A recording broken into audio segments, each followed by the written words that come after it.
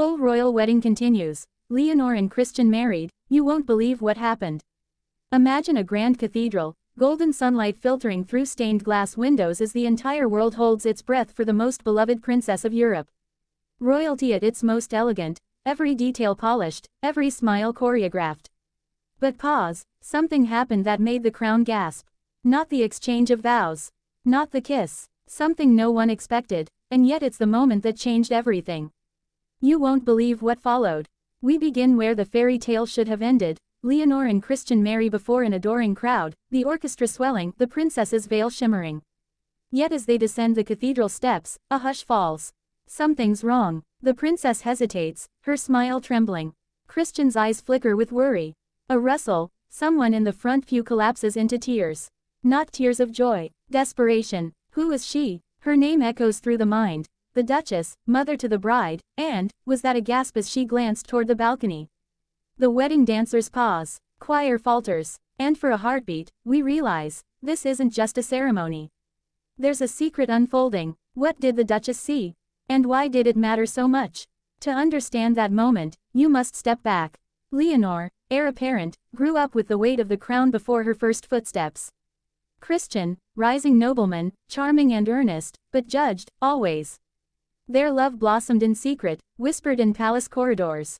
The Duchess, raised in a rival royal house, never fully trusted the match, but softened when she saw Christian's gentleness. Until that balcony scene. At the wedding, the Duchess looked up and saw, not the groom, but a letter, delivered unexpectedly to the front row. In her hand, trembling, the seal wasn't from the palace but from a private investigator.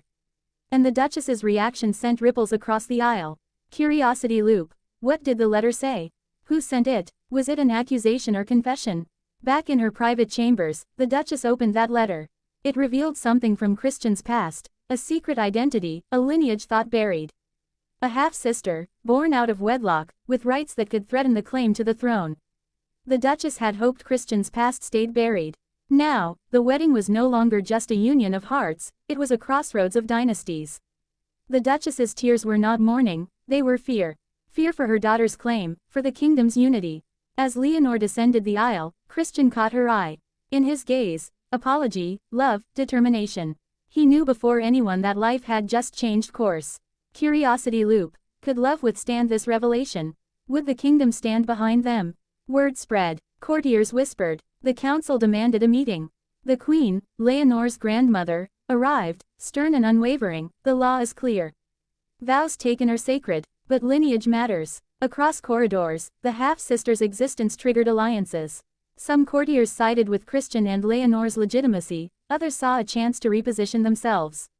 No throne had seen such intrigue in centuries. Amid it all, Leonor remained resolute. On her wedding night, she refused to retreat. Instead, she embraced Christian and told him, "We choose love. We build our future together. We face them all." That night, in the quiet of their suite, they found solace, tender, genuine, fearless. Curiosity loop. How did the court react to her stance? Would they bow to love, or laws? News leaked. Papers splashed. Royal chaos, across front pages. People were enthralled. Some called Christian an imposter. Others claimed Leonor's romantic defiance was brave. In village squares, street vendors sold pamphlets. Opinions divided. Tradition versus emotion. The Duchess, caught between love and duty, made a bold move. She appeared before the balcony where initial shock had struck. She held the letter, and the public watched. She spoke. "I feared a threat. What I discovered was love. And that, dear people, deserves grace." Gasps rose. Then applause. Tears. A new wave of public support swelled. The Duchess had chosen her daughter's happiness over protocol. Curiosity loop. Would that be enough? What did the half-sister think of all this? Meanwhile, the half-sister watched from a distant estate. Raised unaware of her royal blood, she was stunned. An invitation arrived, not to the wedding, but to the palace. An olive branch, a chance at reconciliation, or strategy. She arrived at the steps, shy and uncertain. Leonor waited. With trembling voice, she introduced herself. Fear turned to compassion. Leonor embraced her. Christian followed. In that moment, past wounds softened.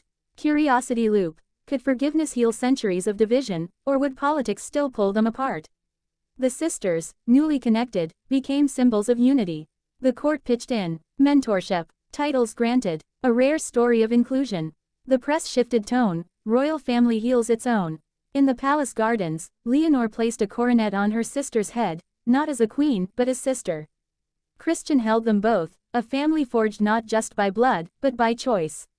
Curiosity loop. What does the throne look like now, with 2 sisters, 1 crown, and a king consort? From cathedral tension to sisterly embrace, the story becomes more than a wedding. It's about lineage and love, secrecy and revelation, power and unity. Leonor and Christian's marriage becomes a turning point, royalty redefined by compassion. The Duchess, once fearful, now stands proudly in the light. The palace, once divided, breathes again. And the people, watching, hoping, see that even crowns can be softened by grace.